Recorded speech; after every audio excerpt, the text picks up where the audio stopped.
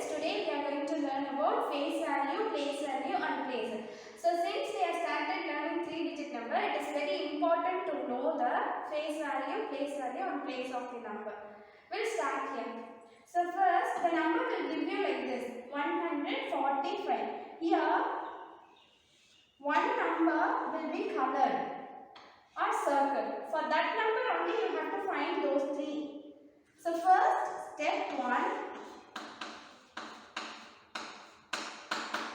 you have to write the place for the number. Ones, tens, 100. So what is the number is circled for you? 4. 4 is in the tens place. So your place is 10.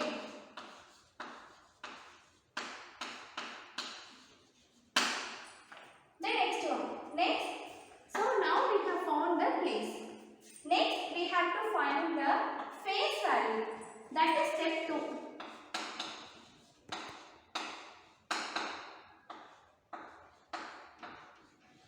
Which number is circled? 4. Face value means that is nothing but what is the number is highlighted, what is the number is given in different color, what is the number is circled. That particular number is known as a face of the number. The particular number is known as a face of the number. So that's why it is known as a face value. Face value is 4. So now we found the place and face value. The final one is place value. So how to do that? That is step 3. Now your number is 145. Number 4 is circled. Now we are going to find the place value. The place is 10 and the face value is 4. Now you have to put these two together. 4 into 10 or else 410.